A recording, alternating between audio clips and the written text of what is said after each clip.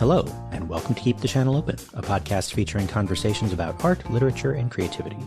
My name is Mike Sakasagawa, and this is episode 129. Today's guest is Ayesha Raees.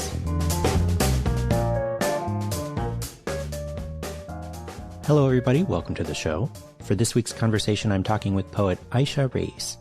Ayesha Raees identifies herself as a hybrid, creating hybrid poetry through hybrid forms. Her work strongly revolves around issues of race and identity, God and displacement, and mental illness, while possessing a strong agency for accessibility, community, and change. She cultivates relationships between the word and the image through theatrical performance, filmic visual imagery, paint, and documentary photography. Raees currently serves as an assistant poetry editor at AAWW's The Margins and has received fellowships from Asian American Writers Workshop, Brooklyn Poets, and Kundiman. Her work has been published in Poets.org, Gulf Coast, Quarterly West, and elsewhere. From Lahore, Pakistan, she currently shifts around Lahore, New York City, and Miami. In our conversation today, Ayesha and I are talking about her debut book of poetry, Coining a Wishing Tower, which was published by Platypus Press in March 2022. From the very beginning, I found this book fascinating for how it melds poetry, prose poetry, fable, and personal narrative. The book is made up of 56 numbered fragments, plus a couple of half fragments, with some of them feeling fantastic and sort of Borgesian, while others feel much more grounded and concrete. It's quite a remarkable book, and I was pleased to get the opportunity to talk to Ayesha about it. If you'd like to purchase a copy of Coining a Wishing Tower, I've included links in the show notes where you can do that.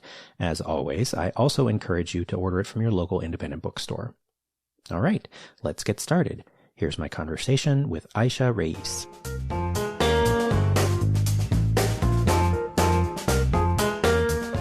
I really enjoyed your book. I've had a chance to read it a few times now.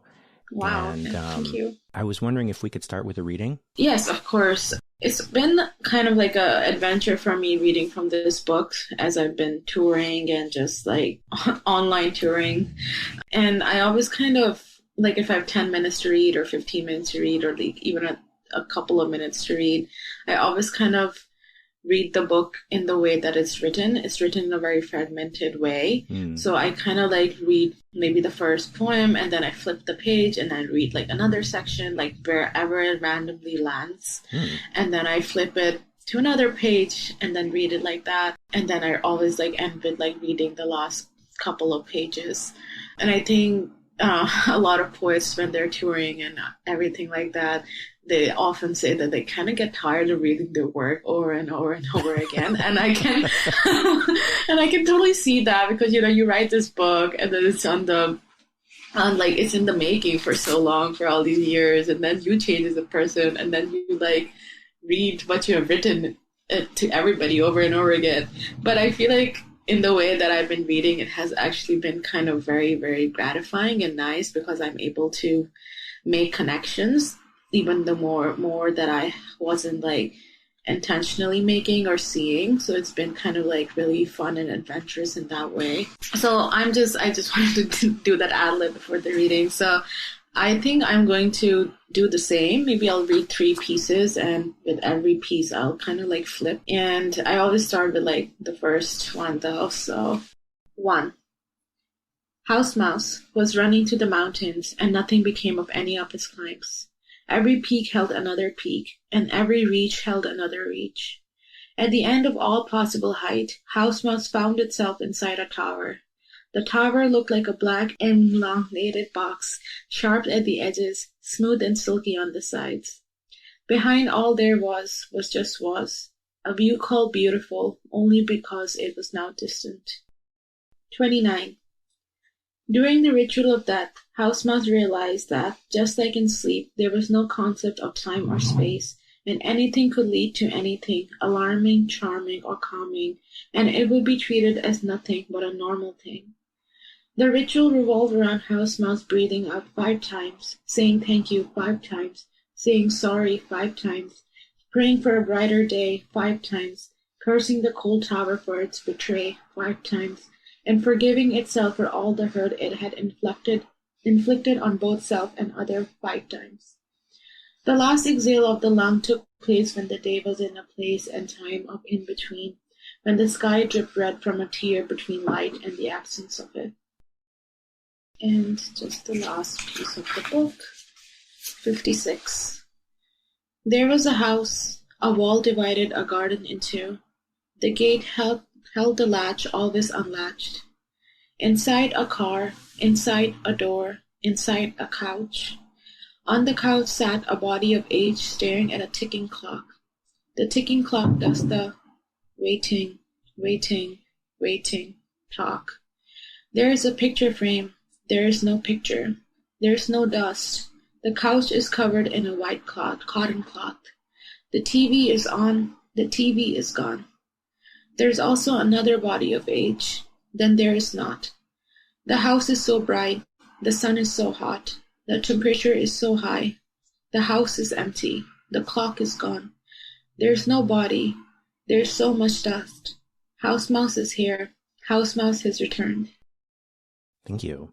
So there's actually this thing that you were just saying about the way that you've been choosing to read this is really interesting to me. I'm going to come back to that, though, because the first thing that I want to talk about is in your bio, you write that you identify as a hybrid, creating hybrid poetry. This idea of hybridity is really interesting to me. And I think it certainly bears on this book because of the way that it's written in ways that feel sort of like a combination of, or a hybrid of poetry, prose poetry, fable, linear narrative, fragment, all of these things. But what I found really interesting when I was looking into your work a little bit more is that your work encompasses a lot more than just text, that you're creating hybrid work that incorporates visuals, that incorporates sound and music.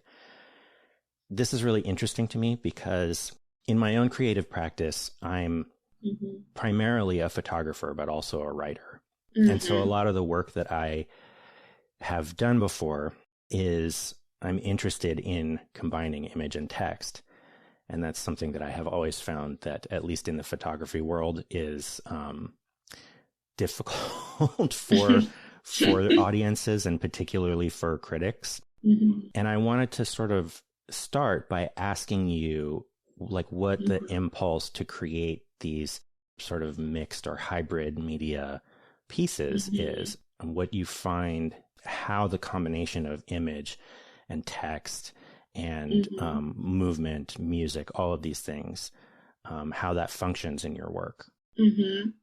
Yeah, I think you've touched on so many topics that I really, really internally care about, and things that also give me a lot of conflict when it comes to the industry as well, or like the expectation of what an art form, like a singular art form should be, like photography, like analog having more like high art kind of status than maybe digital, and you know, like sort of like that kind of conversation that also have been giving me a lot of conflict inside of me for many years.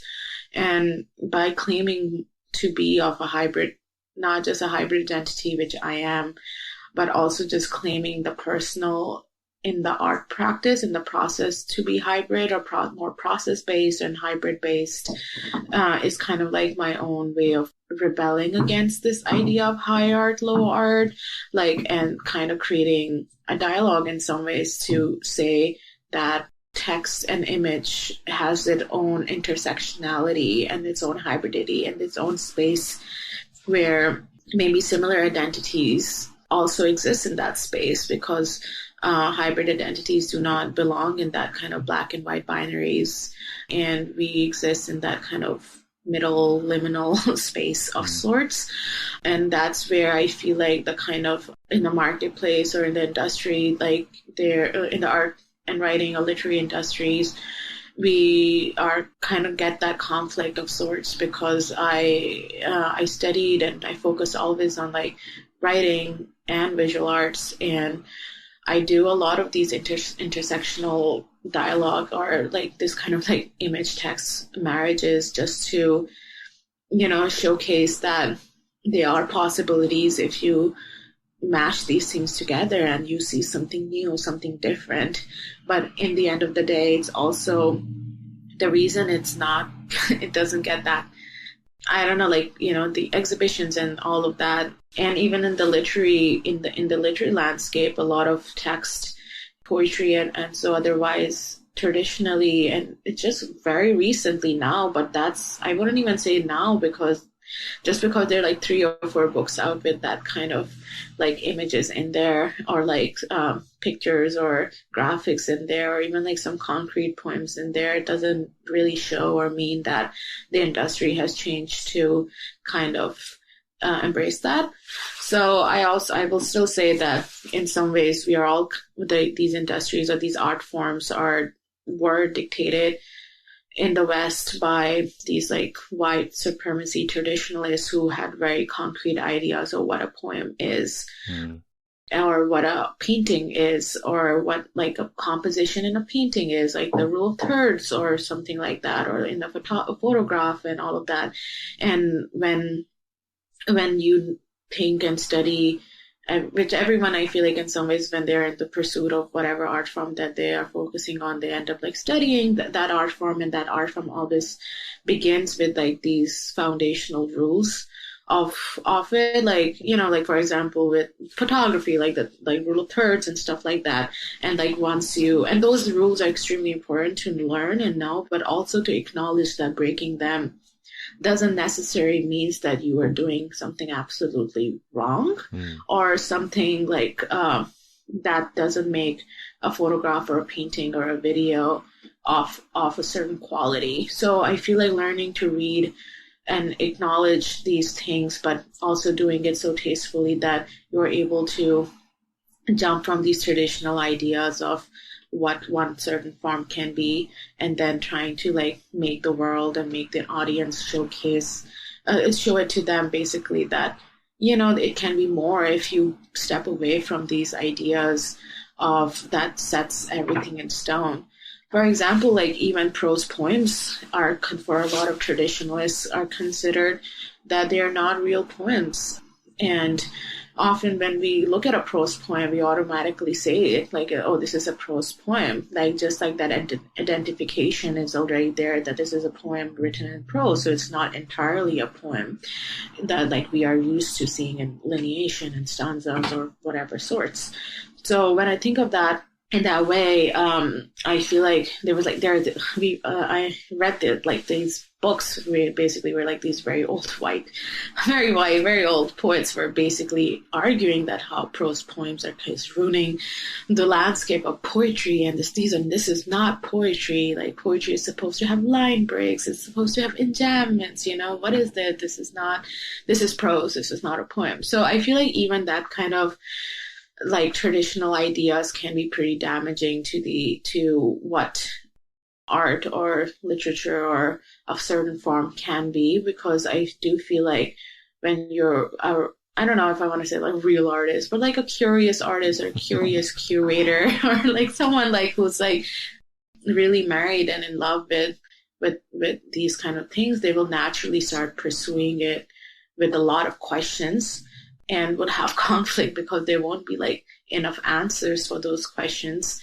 And in that starts a journey of, you know, reflection and pondering, and then realizing that all of these ideas of art form and stuff are set by these white traditionalists that survived the history of time and all these like stuff. And the reason that, you know, I'm reading Shakespeare instead of like, I don't know, some XYZ ABCD person is because Shakespeare just happened to survive all this time. He was discovered. And he's often endorsed and celebrated all the time. And of course, he has 1,000 things to offer, but he also has 1,000 things that he doesn't offer for maybe hybrid identities like people of color. So it's hard to like sit in that classroom or in that space and expect that I will feel the kind of sentimental value and attachment that, I don't know, to Greek mythology than I might do with like some kind of like South Asian like mythology, because that kind of representation is important. So I feel like questioning all of these things is extremely important, and like that hybrid space gave me a lot of like allowance and bravery and permission to do so, because just calling myself a poet meant that I was sacrificing something else that was essential to me, or like calling myself like a video artist or a filmmaker or a photographer, or like anything of that sort made me feel like I was setting myself on fire, like setting myself in, like putting myself in a box of sorts. And then just like, it's a very difficult space, at least for me, to be in, because I feel like we're, even as people, like on a personal identity wise, even as people, like I'm a daughter and I'm a sister and I'm a friend. Like I have these like, like these roles I step into as a friend or as a sister, as like as a family person. And it will be kind of weird to be, I don't know, a sister to my mother, like I feel like we are many, many, many different things. So it just makes me feel a little, it always made me feel a little like jarring and like a lot of pressure. And there was a lot of anxiety that I have to choose this singular path. But when I started calling myself, identifying myself as a hybrid, I felt like magically I just like it all just now vanished, and it gives me allowance to pursue newer forms and pursue more, like investigate, interrogate, and discover, and stay curious and not get tired as well. Yeah. I think the pushback that sort of interdisciplinary or mixed media artists, actually, mixed media as a purely visual thing tends to have a little bit more acceptance, I find. But like when you're combining different, like whether, visual with auditory, with text and other things like that, you tend to get a lot of pushback from the people that are sort of more purist about these things. And to me, it always has seemed that the point of art is expression. And if the point of art is expression, then you should pick your form based on what's right for what you're trying to express, rather than trying to stuff what you're trying to express into some preconceived notion of a form. So speaking of form, I find that the form of Coining a Wishing Tower, it's interesting and unexpected. And I have had a really interesting experience reading this book. So I want to start with the use of fragments when talking about this book. One of what you were talking about in the beginning about how you tend to read it out of order is something that I find so fascinating, because to me as a reader, the experience of reading it has so much to do with the order of the fragments. Yeah. For example, the way that there are perhaps 3-ish narratives that are sort of intertwined throughout the book. And they're intertwined by nature of the fact that they are fragmentary. And so one fragment following another may not be part of the same narrative as the original, the one that came before. And that makes it perhaps a little more difficult to understand each narrative in linear terms, but it also makes them sort of vibrate all together. But hearing you say that you are purposely taking them out of context, sort of, is really fascinating to me. Can we talk a little bit about that? Yeah, no, the thing is, like, when you're doing readings, and someone invites you to read, it's kind of hard to. I mean, in the beginning, I read it linearly. Like, I think I read the first 15 sections or the first 10 sections. And I just felt like if I did that in every reading, it sounds for me personally a little repetitive. And also, I don't know, I feel like the book only becomes what it is when you read, like when you do the whole reading, you know what I mean? Like when you start from like page 1 to page, I don't know, like the page 56, like fragment 56. And then, you see all those like strings coming together and like start to seeing all of it, like start connecting, like maybe, but I don't think so people or like readers would, and I didn't write it in that way either, that the first 10 or 15 pages would start that intertwining. But that intertwining kind of begins maybe, in the last quarter of the book, and then it ends with like, oh, okay. So I feel like I definitely, of course, hopefully people are reading the book in their own, whenever they're reading, however they're reading is like by themselves, from page one to like very linearly in that way, and then maybe then coming back and maybe reading the house mouse fragment, or like the house mouse thread, or does the father thread, and like just the godfish thread, and like just arranging it and seeing it. Or because in my author's copy that I read from, I have like these colored tabs and stuff that kind of indicates, this is like the house mouse thread, and then this is like the godfish thread, and this is where the moon is mentioned, and this is where like the family is mentioned, and stuff like that. So even in that, I discover many kind of things when I'm reading it. But when I feel like, though, when I'm doing readings, like public readings, and just reading it like this right now, I kind of enjoy personally as a writer and a reader to read it in a non-linear, in a more fragmented way, just to give ode to the way it's written. And just like I give like this huge like introduction of the book and how it's written, and like the characters and what's it actually about, and like all that ad lib before I begin reading, because I don't really like stopping in the middle and giving context. Because especially with this book, usually with my other poems, I always like read one poem, then talk about the next a little bit, and then read that, and then talk about the next, and then read that. But with this, I felt like it wasn't going to be very effective if I did that with every 2 or 3 short passages. And then, I wanted like the readers or the listeners or the audience to have an experience of like hearing the book in its own way.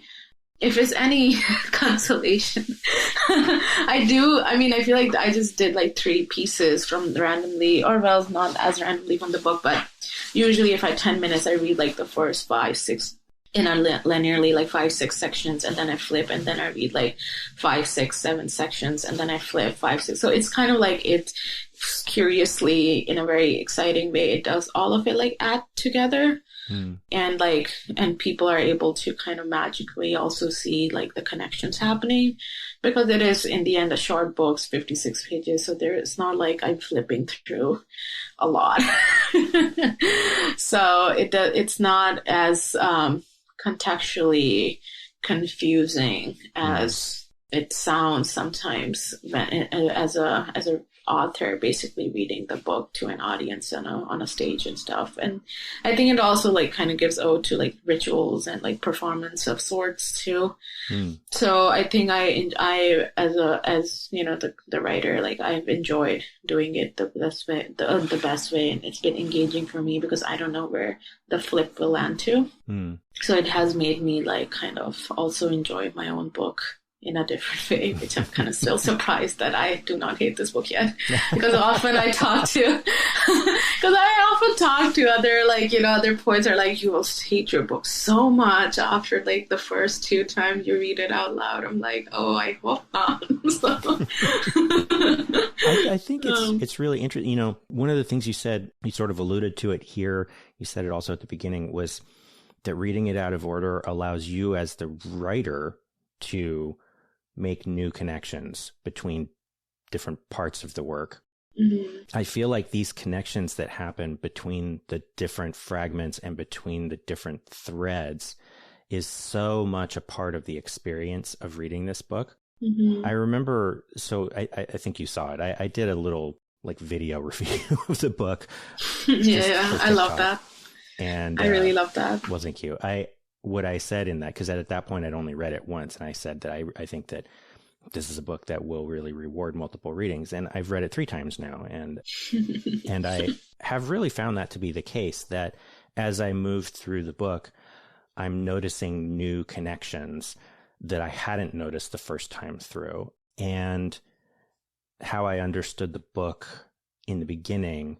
Like in the beginning of the first reading, I'm finding myself a little bit unmoored, I suppose, which is, I think, the case with any new artwork that I'm going to come to, is that as an audience member, I'm not going to quite know where my footing is yet. And I think that there is this sort of Borgesian quality to, or like fabulist quality to some of the threads that are running through this book, the house mouse thread, the godfish thread, that also serves to give this sort of feeling of otherworldliness that has that similar unmooring feeling. But what I came away at the end of the first reading was like a really particular idea of what the book is about, if you can say that any work of art is necessarily about one thing, but that as I read it multiple times, I noticed things that are very different. And so I guess I'm interested, in hearing you talk about how you reading it out of order allows you to make new connections, but also how in the writing of the book, whether like how those sort of connections arose for you as the author. Does that make sense? That makes a lot of sense, and I would love to hear after I answer, of course, but how your readings changed and what they all gave you every time. So, but so I feel like it's important to like maybe first talk about how I wrote this book. So this book was written after the very night. So I had this really beautiful, amazing, incredible best friend, my soul friend. I think she was the only person in this life that have made me feel less like an alien, because sometimes I feel very alienated, like an alien. However, I met this person and we just clicked, and we were roommates, best friends, but unfortunately a lot of things happened in her life, and she ended up kind of committing suicide, and it was a really big heartbreak. And it was like basically I'm always still grieving and recovering from that kind of what had happened. So she did that. So in December 2018, and I found out she wasn't replying to my messages, so I messaged her family, and I found out she was, she did what she did in like February 2019, around that time. And she was in a coma the whole time for like 6 months. But she passed in May, around May 20, in May 2019. So it was kind of like in this weird, like 6 months of just like trauma and grief and like loss and all of that. And when I first made that, discovery, her family reached out, like replied to my message. The first kind of like 10 to 15 pages were written that very night, because I was like devastated and I was crying and I couldn't sleep, and I felt like I had to do something and write something in order to just like breathe.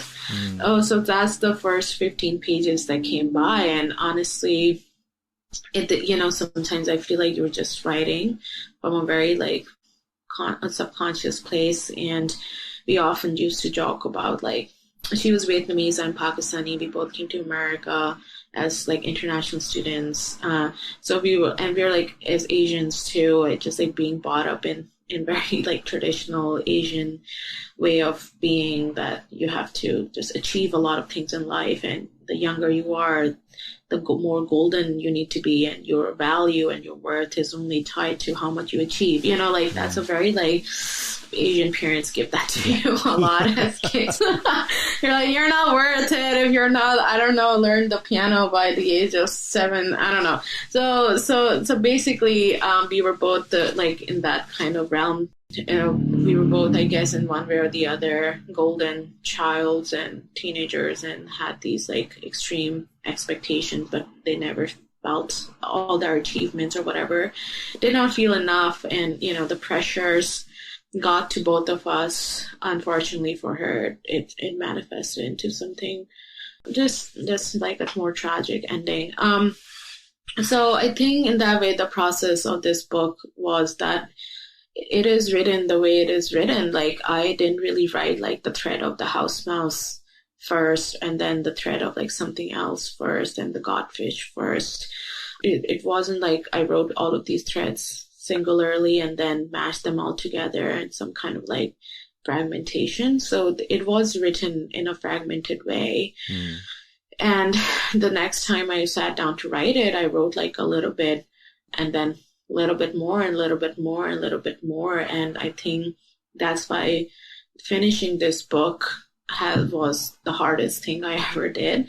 And then editing was basically, once the first draft was finished, I took a break, as people do, and then went back to it as an editor.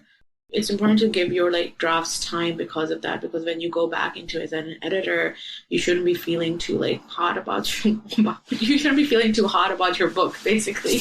You shouldn't be feeling like I'm a genius, this is the best poem ever written. You have to give it some time. You have to give it like maybe like the least a month or something. So when you go back, you're like, what the hell? You need to have that voice when you're as an editor, when you go back into your own work. So I think I did that. I gave it some time, and when I went back to it, I edited it in a way that I tried to make it less. It is lyrical and it has lyrical qualities. It's very abstract in some ways. It's like especially this philosophies part, the where I'm like trying to philosophize death and all of that. But I felt like I went back and forth to tackle the book in a way that if I was talking about rituals, I wanted to see that how the rituals are like kind of also talking or feeding the other threads. I talked about my father and the machine, and like I wanted to see like how the machine was functioning. The idea of machines or like mechanical ways of being were like functioning in other threads. So I felt like as an editor, when I went back, it was a very fun process to like kind of like fill the holes or like whatever, make it that kind of like have everything have a conversation. But it was also pretty difficult and complicated. And I printed the book out and I put everything on the floor, the house mouse, the father, like all of that, the mother, the Saudi Arabia adventure. And then I think when I started submitting, I pitched this book also to a lot of agents because of its like hybrid quality. I was like, maybe, this could be an experimental work that's not only just poetry. However, all my agents were like, no. So, but basically after every rejection, that's also what's a motivator to go back to the book and just like see what's going on and what I can do to, like have more clarification in some parts. So I did end up like writing some lines that were very concrete and very like obvious, like house mouse being the speaker, kind of like, I think there's a part where I actually just write that, like the speaker is house mouse or something like that, or has that kind of mimicry. Mm-hmm. So like adding that kind of like very obvious ways of that those threads being connected instead of like making the reader work too hard, because I feel like I make the reader work a little too hard with this book. So I think those kind of like things that I really did think about when I was like, even though writing in fragments, but when I wrote it, it's still linear, but I still like making it like kind of all come together in some ways, but at the same time not making it so obvious that it's only like a singular way of perception. And I think that's what's important to me a lot, that I feel like I want to give the reader the freedom to perceive this book, even in its form of sorts, for it to be however it wants to be. I think because I identify as a poet, if I was identifying myself as, I don't know, like an experimental flash fiction writer or something, so I feel like these things, I identify myself as a poet, and I'm really proud and happy when I say that loud, like it makes me like, yes, I am a poet. So I feel like automatically this book is categorized as poetry. And I honestly don't have any qualms about it, but I do feel like this book can be many things, and how it's up to how it wishes to be interpreted by whoever is reading it. Yes, and I think you had another question about this, which I've forgotten. It was just sort of asking about this idea of it still being able to show you new connections, especially as you are reading it out of order. Yes. I also kind of agree with you. I think for me, like the first 10 pages is kind of like warming up.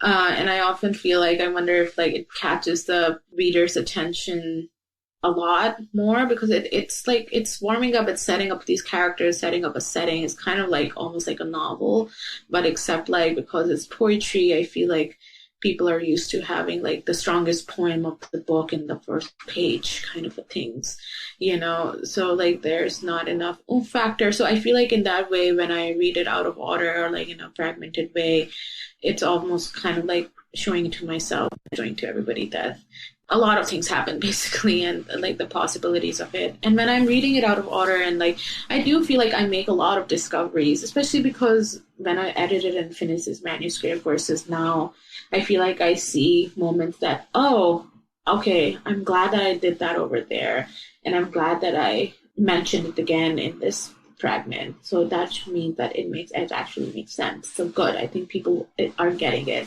So I feel like there's a lot of relief that I've discovered for myself. However, I feel like there are obviously like some, like reading out loud makes me realize that there are some things with like syntax or, like I think this is like every poet or writer's like anxiety that, oh, if I ever get to like re-edit or like, this book, I will maybe like move this word over there. So like little things like that. But I feel like in regards to like rediscovering like these threads and stuff, I think it's more on the realms of joy and like moments like, yes, this is happening. I'm glad it's happening. I worked so hard for something like this to come out and happen.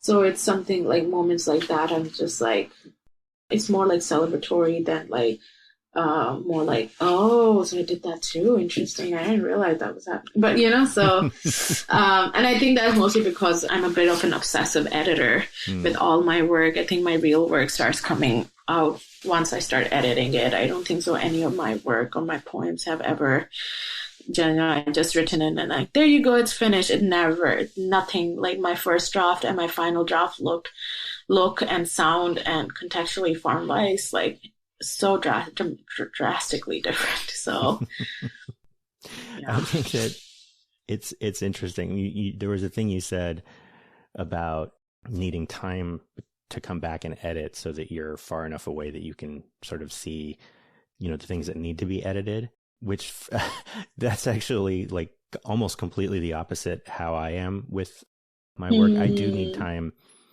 between to edit, but rather the reason that I need the time is because I need space to realize that the work is not just complete garbage.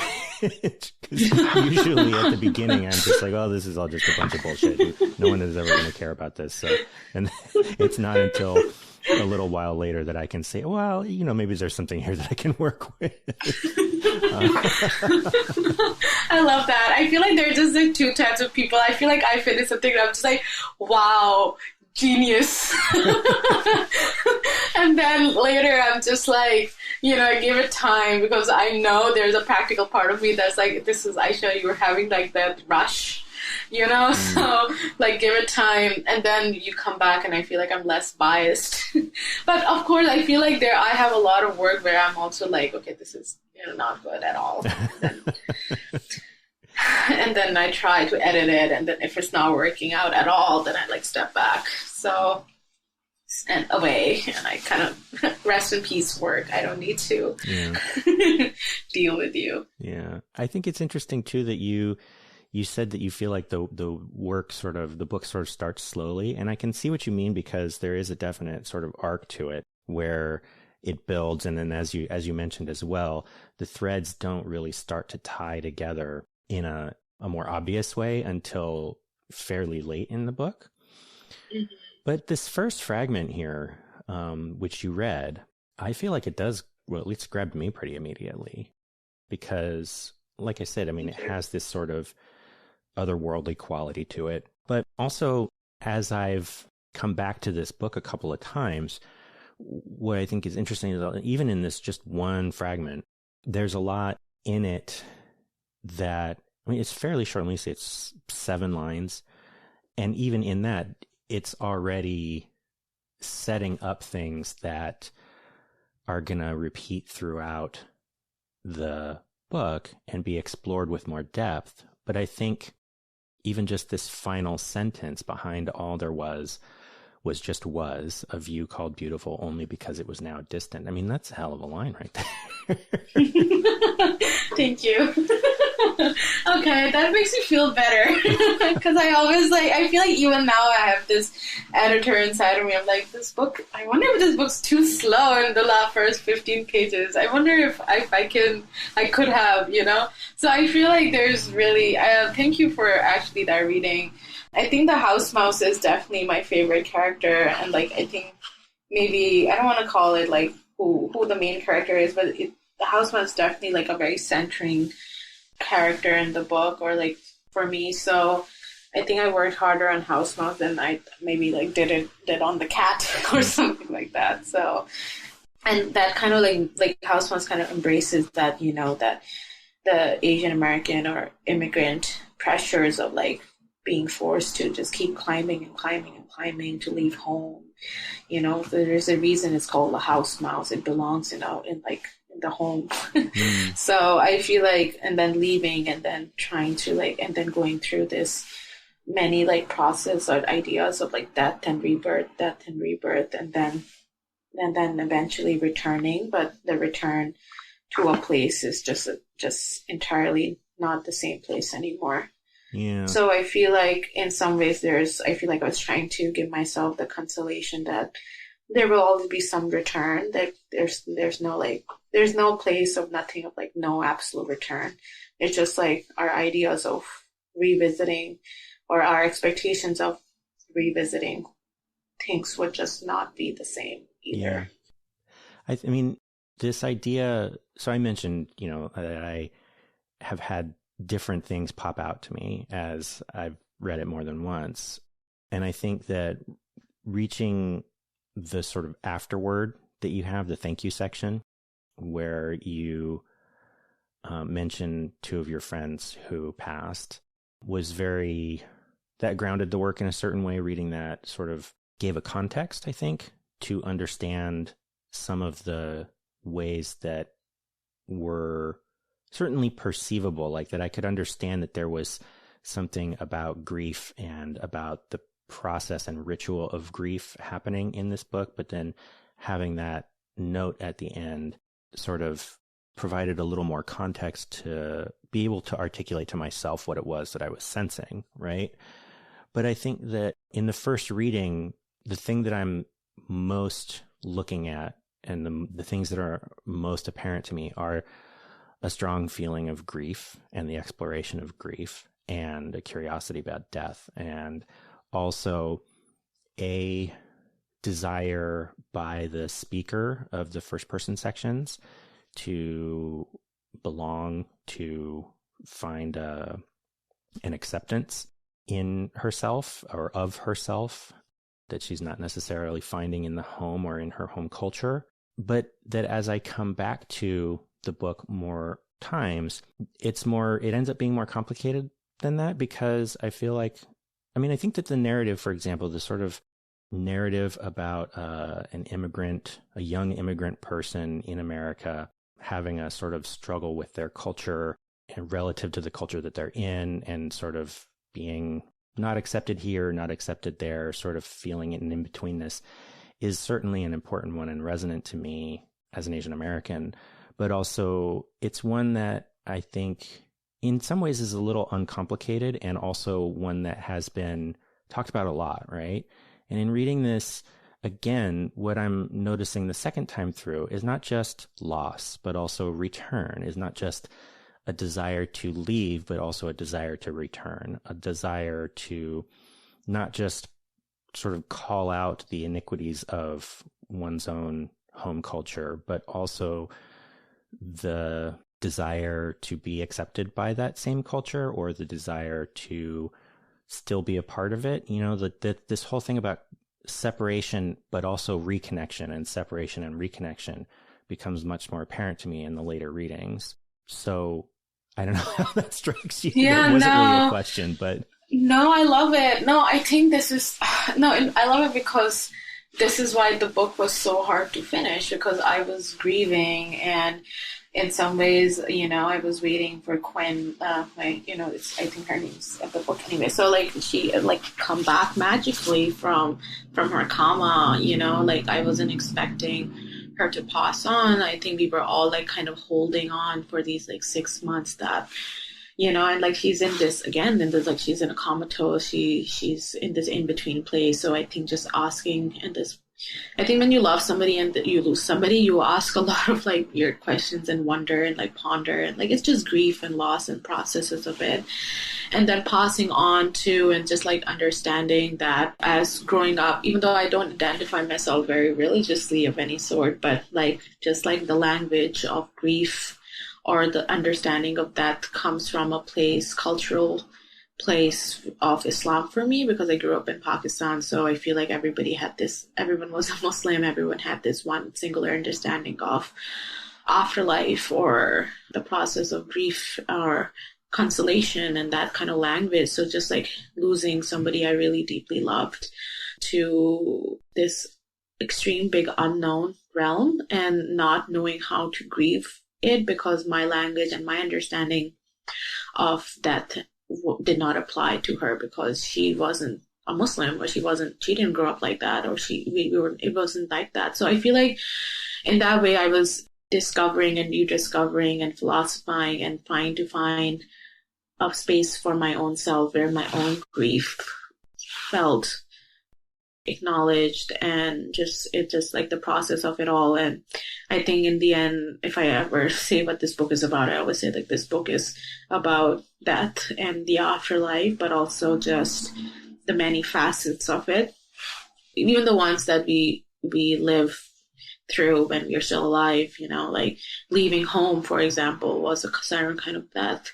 And then when I returned back to Pakistan to visit my family and stuff, that's a certain kind of return, but there's loss in there, a lot of it, because of time and stuff. So I think just like writing from that place of observation of my own self and like what's happening inside of me, that kind of inner turmoil or conflict, but also like writing from a place of like observation of the external factors, I feel like all that pondering just found its way in one way or the other on the page. And then I think this is why, again, the book was, I can't tell you, like the book was extremely hard for me to finish, because I felt like reaching the end was kind of like trying to find an answer for my own self and my grieving process, and like thinking, where did my friends go, or like what happens after we die. So I had like a lot of, and it was happening during the pandemic too, so I had like extremely a lot of like anxiety over mortality and like that of sort. So which I feel like as creatives or people, I think everyone like goes through that, and try to find their own little peace of mind and understanding, and like whatever spiritual journey they want to like go through to find that kind of like consolation. So I think this is why in that way, when I appreciate that the first reading is of grief in a lot of ways, because there is this loss that you have to make peace with it in some ways, but there's also hopefully there's like, I wanted to like in some ways also instill for myself in some way that nothing is ever really the end. It's probably just like some kind of other form of being, or some kind of return, or some kind of revisitation of the same kind. So I think in the end, when I finished the book finally, I think I felt much like I found some kind of sense of an answer. Because of course, like these are big topics, death and loss and all of that, but trying to find peace with however you can. And I think my peace was basically that there will be some kind of return of sorts, always in some way or the other. We just don't know how or what, and it's okay not to know as well. And in that way, I feel like I write about Google a lot, but like I think in that way, Google is in some way for me is also mimicking God, but a kind of God that's like gives you this answer, like always give you these answers, and it's on your like fingertips all the time.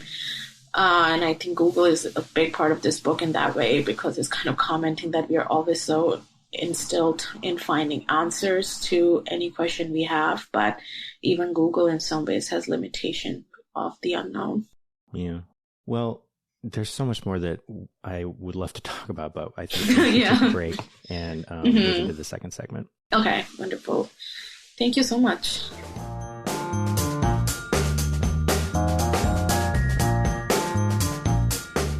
So for the second segment, I always invite the guest to bring a topic of their own, which could be whatever you'd like to talk about, whatever happens to be on your mind. So what would you like to talk about today? So I gave this a lot of thought, and I feel like I always want to talk about community in some ways, and just as a creative or as an artist, like what does actually community means to one person, but not in a way like in an ideological way, but I feel like more like what are you doing to make or create community in some ways too. So honestly, like I am always enamored by book reviewers to, like podcasters, like I don't know how to say this, like, but everyone who like gives back to the community and the community gives back to them. And that's kind of like creating this kind of little room where everyone has gathered and has left, and there's like this connections happening. So I'm always like, I'm really inspired by something like that. And I always think that this is how an artist, like the ideal artist that I want to be, or creative I want to be, is someone who is bringing community together, but also like creating opportunities with others, like seeing the reader, like thinking about having that back and forth access and of sorts. I feel like often we think about a writer who just writes and like brings out books, but I almost think about what does it mean to be a writer or a creative or an artist as a way of being. So I think maybe the real conversation I want to have is just like, and being a creative or being a person, but being an artist, what does that mean as a way of being, just, and not just a way of like action and product and production and just putting your word out or writing articles and stuff, like less of the doing and more of like the identification of what makes a creative, and what does that mean when you are in a centering part of a community.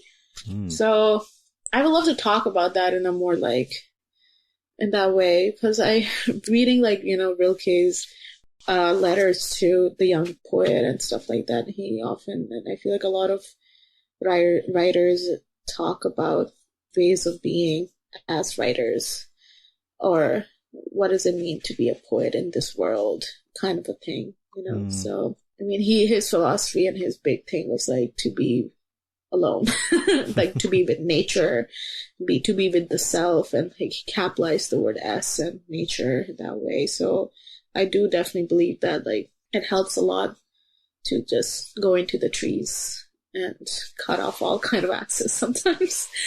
And that's one way of like being as well as a creative.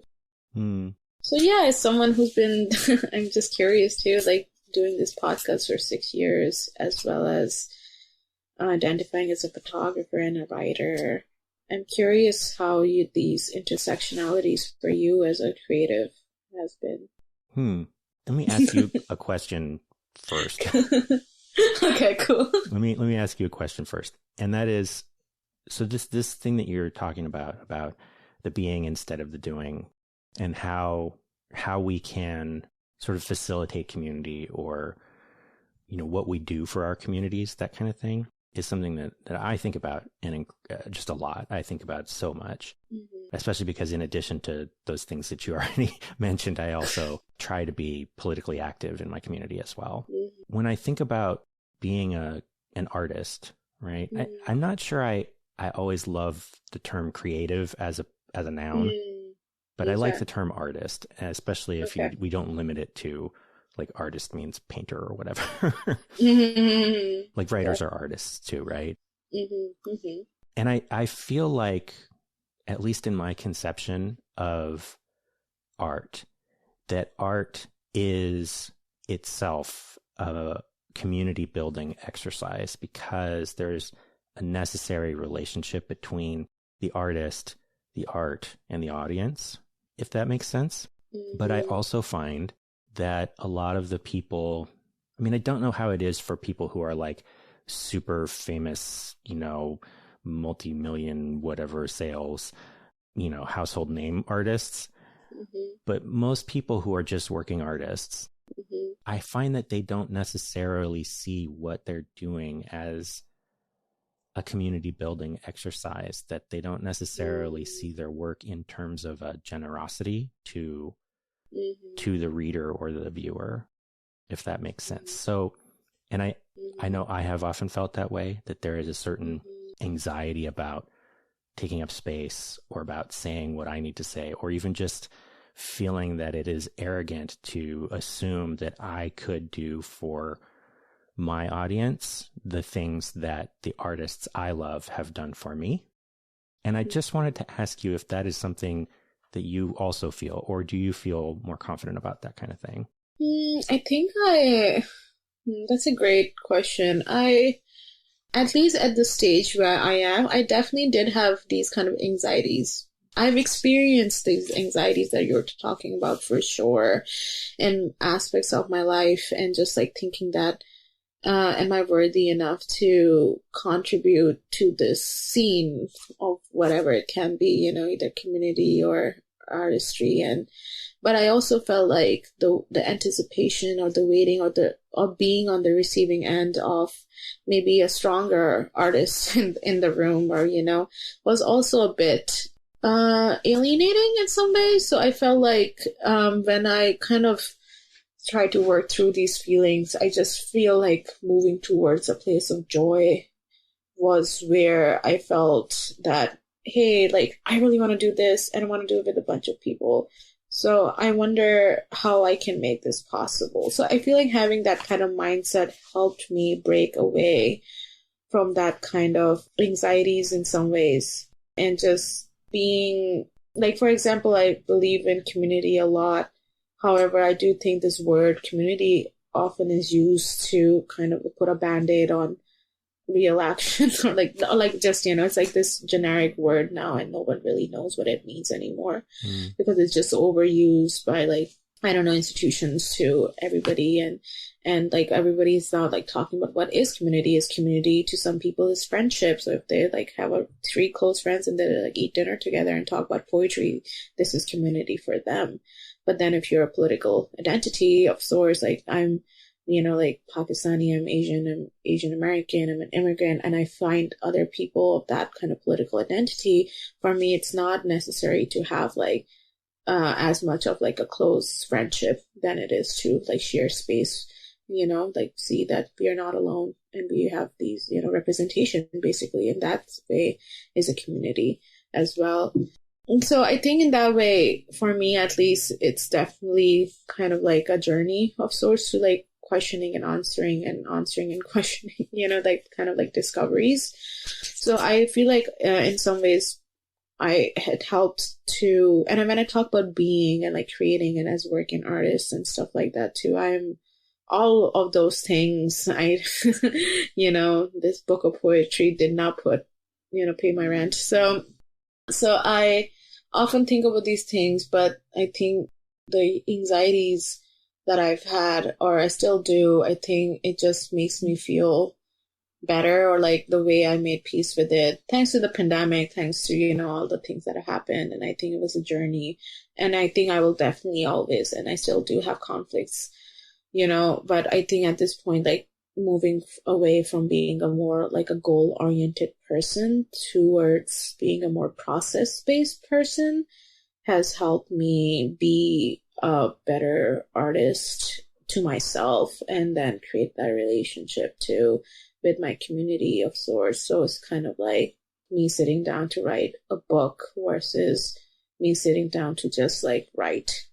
And that helps a lot to me in my mindset of like creation. Or if I'm like, I want to do this with a community, I want to find community, I will be like, maybe I can throw like a potluck in my place, and then whoever comes and whoever I connect with and whoever has, we are able to create a space together, that connection is going to be the start of a community.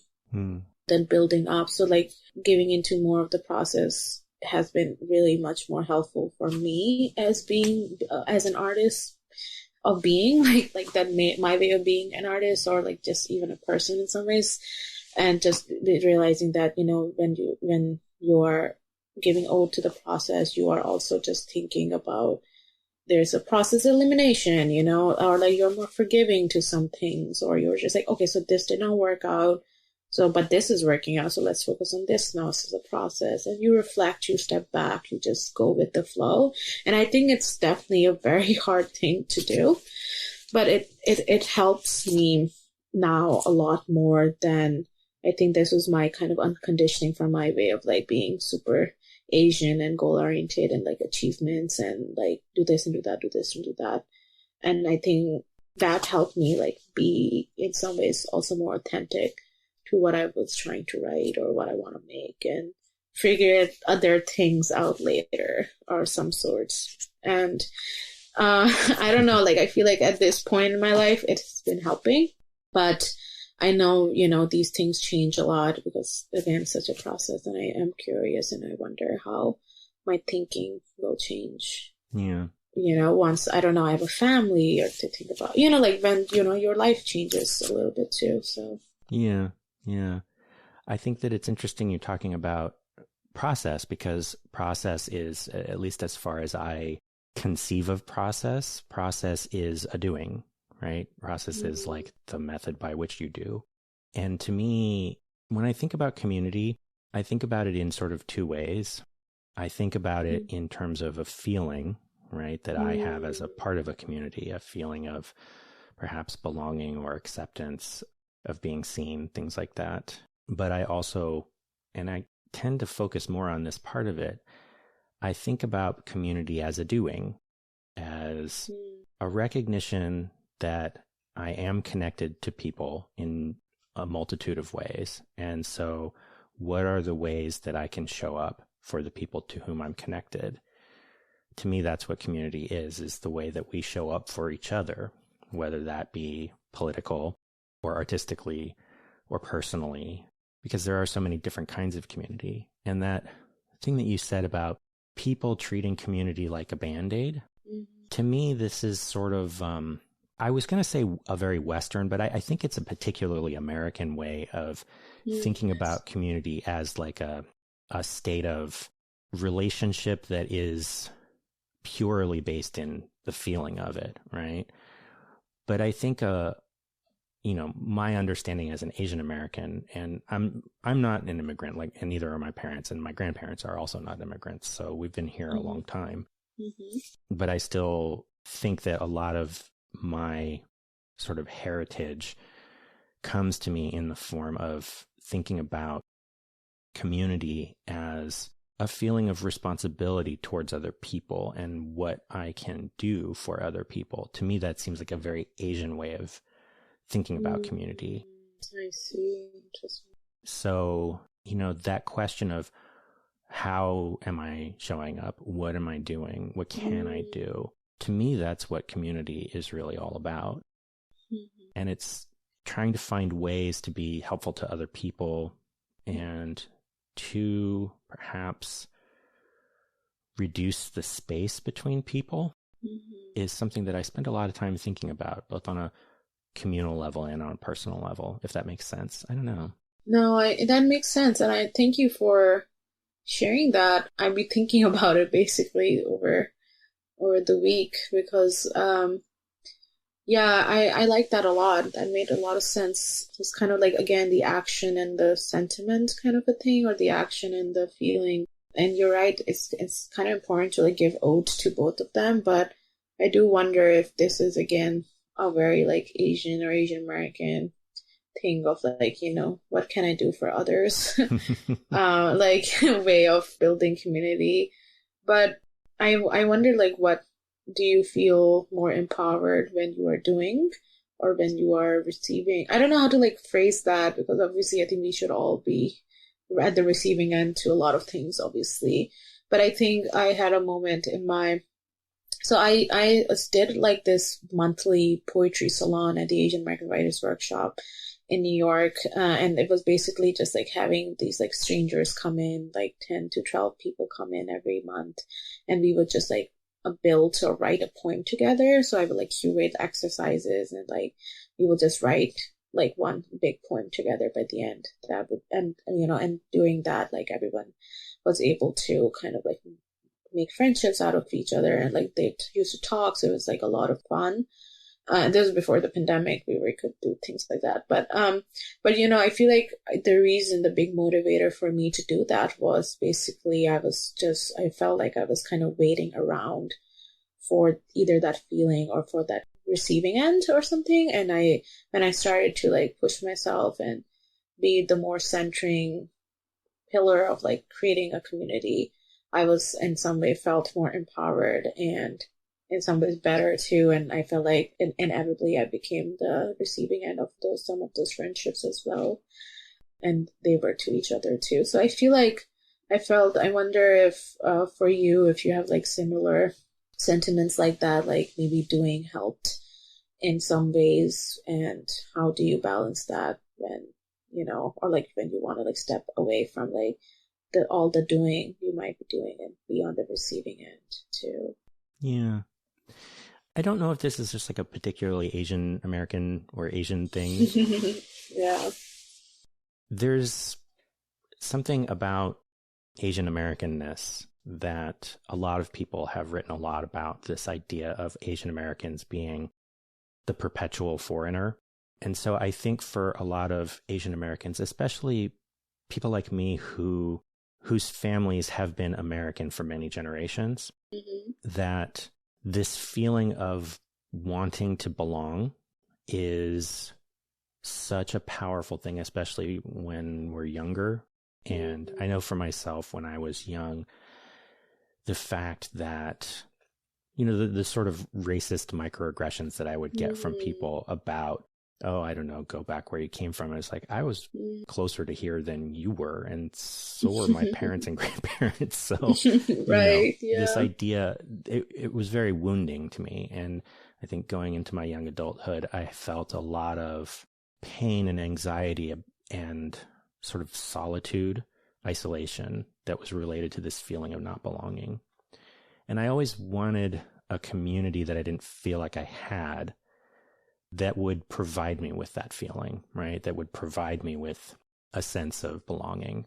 And I think that it is not the kind of thing that anybody else can really do for you, really. And that when I sort of shifted my focus a little later on, after I'd done a little more growing, to focusing on, rather than thinking about community as something that can provide me a feeling, but rather thinking of community as how I can take care of other people and how I can show up for other people and how I can personally take initiative and not have to wait around for other people to do things, but rather I can just do things for other people, that was very empowering. And it also, not right away, but it did eventually make the connections that I had to other people and places and groups feel more substantial, to the point where you mentioned I've been doing this show for 6 years, but I took almost a year off, almost a full year off. Last year had a sort of personal crisis, and I had to step back from doing this, and I had to step back from a lot of my political activism. And I think I had really run myself very ragged trying to show up for other people at the expense of my own needs, which is certainly a balance that can be hard to find if you only focus on what you can do for others. But it was I can't think of a better word than nice, but it was very heartening to see how many people, when I was struggling, showed up for me. And I think that is in large part because of the connections that I had made with them by doing things for them and by us doing things together, if that makes sense. So I guess the answer to your question is yes. Yeah, well said. I feel like sometimes I hate saying this because it's like I don't want to encourage this, but sometimes crises have blessings in disguise, And I think just having those moments where you realize that, hey, I'm actually not alone, and I do have this community that I think I was in the center of, but they are also like giving back to me in all of these various ways too. No, I think all that you've said is so.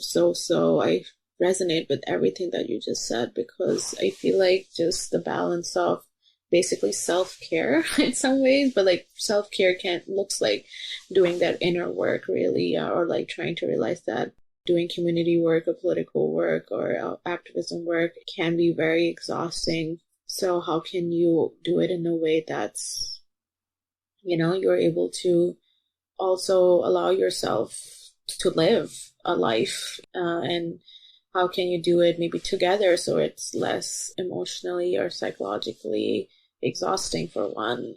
So I think being on the receiving end for me as well has been kind of a big realization post pandemic life, I guess, where I'm just like, it's important to do all the activism and community work for sure, but also how can we do it in a way that's in balance as well, and the burden of it all or the work of it all is not just one person doing, because I feel like sometimes we don't see the work that we do as activists or of sorts, immediately, like the fruits. Sometimes we don't ever see it, but like most of the time we don't see it immediately. Like it's like a slow, again, like with time you look back and you're like, oh wow, or you meet somebody who met somebody else because of the space you created, and they always like be like, oh, thanks to you we were able to do this, and I will be like, wow, I'm so glad I did that then, so I feel like that kind of like world that we are trying to build towards is very empowering. But I often think about how much it's a very good feeling. It's an empowering feeling for the self, but I also sometimes wonder how much we are doing it in not the best ways for ourselves too. So it's important. Like, so these are the things I think about, like, but like self-care in a way. Whereas, as activists or writers or, like what can we change or do better in our beings, in our way of being that hits the spot everywhere, So I really thank you for talking about that, because that's actually very insightful Well, for me. I think that the question too about, how, because I think politics is an inherently communal activity. Politics is fundamentally about community, but I think that we can kind of lose sight of the communal aspect of art making, because the process of making art for most artists, at least most American and European artists, is very often a very solitary process. I mean, a lot of times, if you're writing in a room by yourself, and it's in fact very difficult to write when you're not by yourself. Yeah, correct. Like that Rilke letter that you were talking about.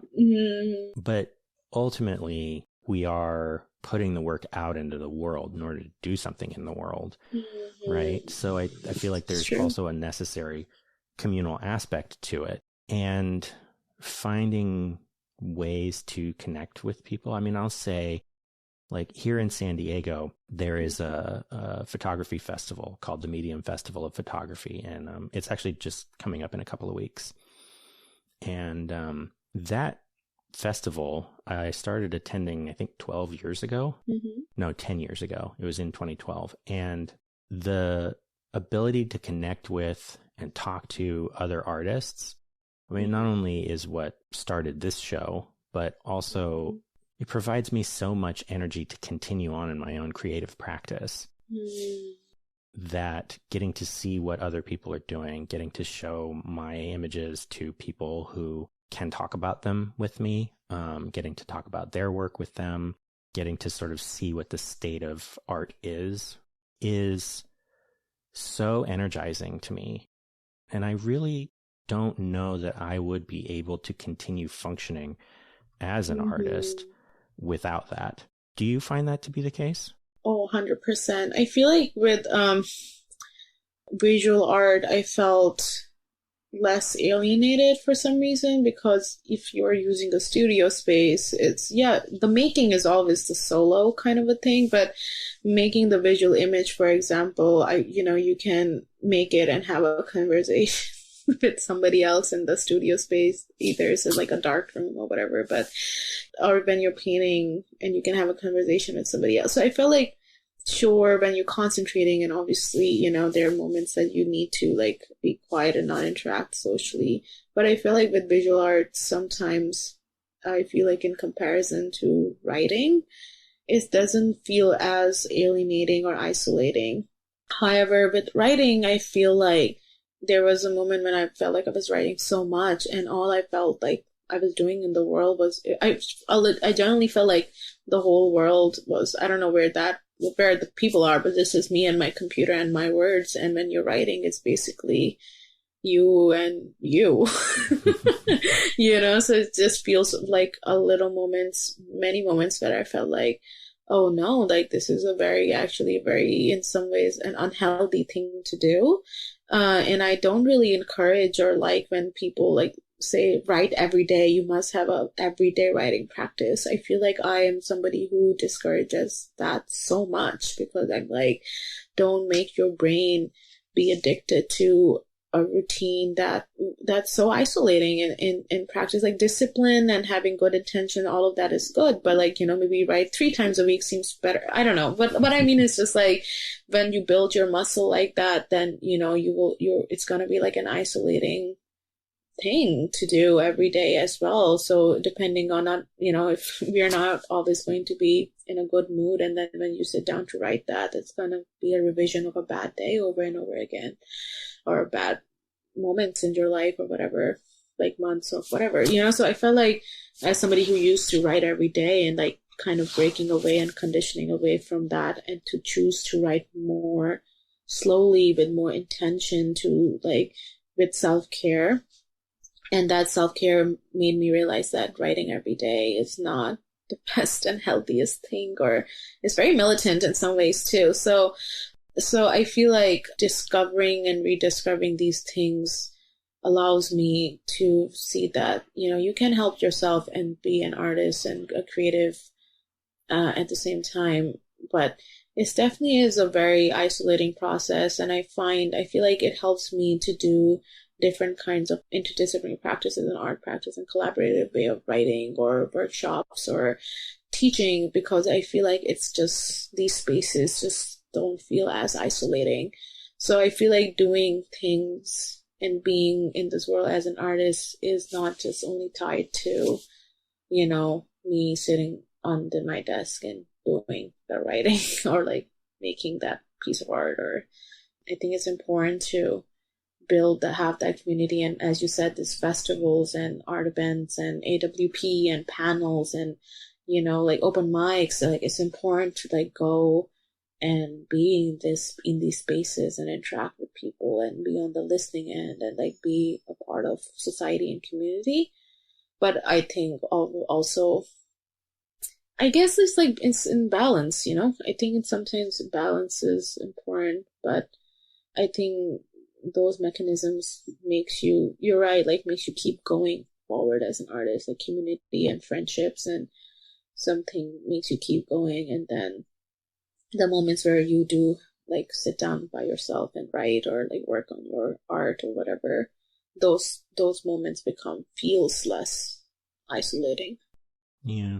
I think a really important thing too is that, you know, when we think about being a good literary citizen or a good art citizen, when we think about how we can give back to our communities or how we can show up for our communities, and that can look like a lot of different things, whether it looks like, you know, having coffee with people, or whether it looks like setting up an event or starting a podcast.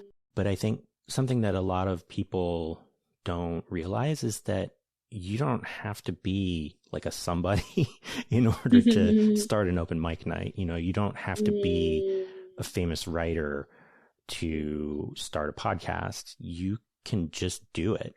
And that has been for me, I mean, because, you know, on my own merits as an artist and writer, I'm not really a somebody, but that didn't necessarily, what's that?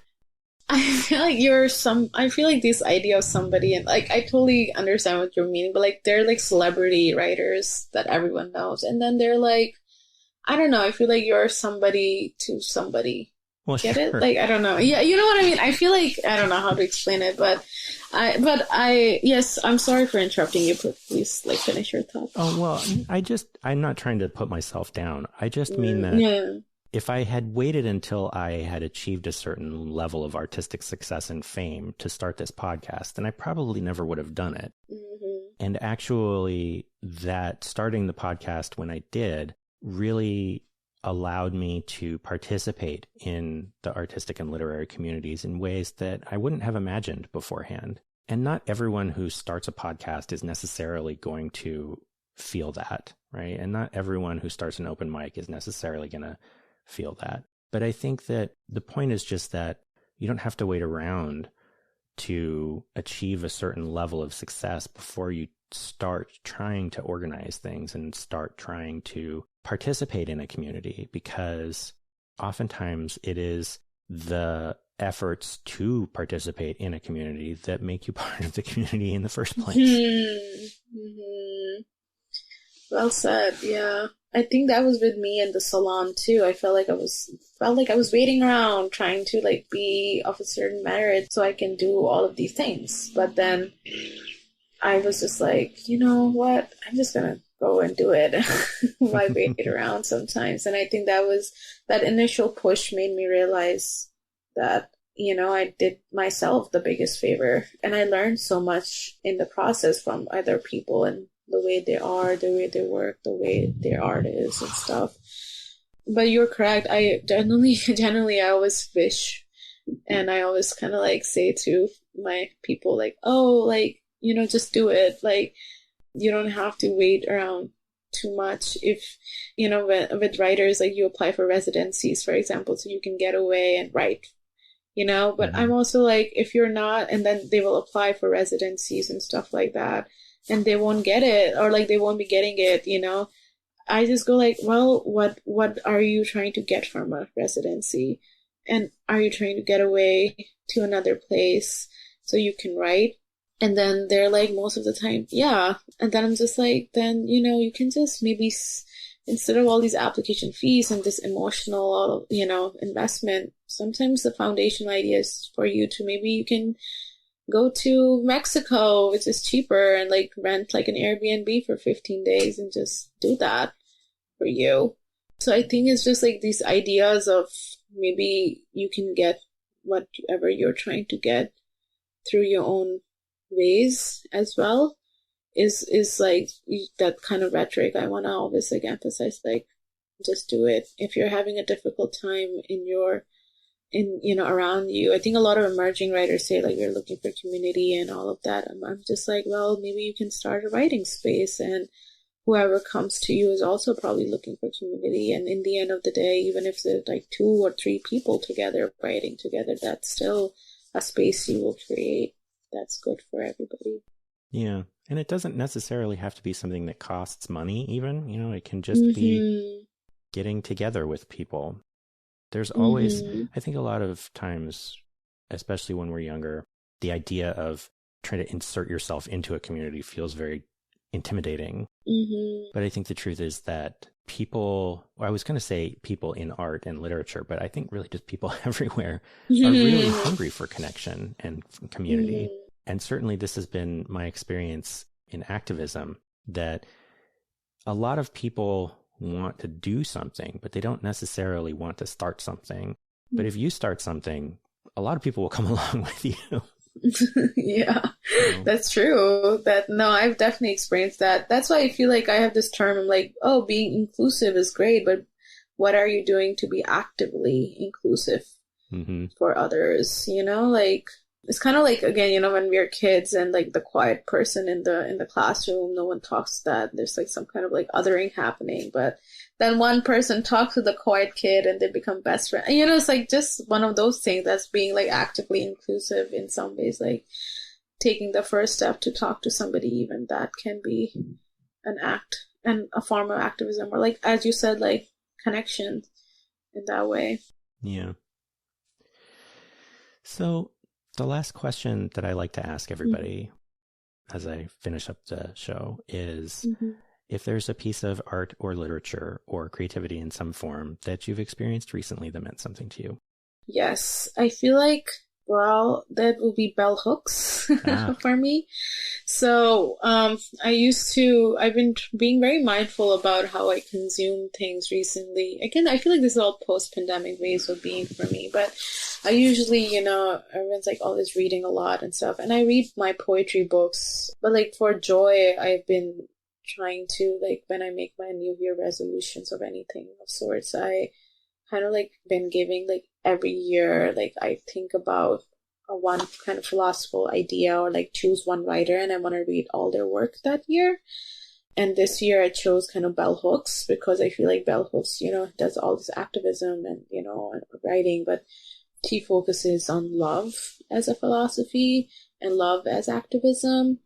And, so I feel like people call her like a love scholar. And I feel like just like reading her books, I feel like I have been rediscovering and discovering what love as a philosophy even means. And again, like the word community, I feel like love is used so vastly by everybody, but I wonder what it has basically no real one definition. So, but the word itself is like used everywhere. So I feel like reading her works has been really enlightening, and she talks about love in a lot of different ways, and like in family, and how love is different from care, for example. And she says things like, friendships are the purest form of love, because love, by her definition, is an investing in another person's growth, spiritual growth. So it's kind of like these ideas that she's been like talking about in her books, and I absolutely love it. And I think I'm learning a lot in that way, because I feel like these are things that I want to, makes me, I guess, a better person, but makes me more thoughtful when I think about like love for my family, or love for my friends, or love for my whoever I'm dating, and love for my own self as well. And what does that even mean? And what do we do when it comes around that? So I feel like my biggest influence this year, in a very healing and kind way, has been bell hooks this year, and just rediscovering her work. I read like some of her like excerpts and stuff before, but I've never really read her books like from start to finish. So it's really nice. Yeah, that's kind of been my trajectory with bell hooks as well. I've been meaning to read, especially The Will to Change, for quite a long time now. I've read a lot of excerpts from it, but I haven't actually sat down to read it yet. So maybe it's time. Yeah. Well, thank you so much for talking with me. I had a really great time. Thank you. Yeah, same here. I learned a lot. I love this, and I'm kind of, I think maybe I should start a podcast. Okay, as I mentioned at the top of the show, there are links in the show notes where you can purchase copies of Coining a Wishing Tower. There is also a link to Ayesha's website where you can see examples of her visual poetry and video work. Do check those out. And that is our show. Editing and mixing on this episode is by me, the music is by Poddington Bear, and transcription help is by Shea Aguinaldo. If you enjoyed today's conversation, tell a friend, tell a family member, tell your neighbors and coworkers, just generally shout it out from the rooftops. You could even tell me in the form of a review on Apple Podcasts or Podchaser, and there are links in the show notes just for that. You can find all of the rest of the show's social media information, email newsletter, transcripts, and show notes on our website at keepthechannelopen.com. We'll be back in 2 weeks with another conversation, so do be sure to come back for that. And until then, remember, keep the channel open.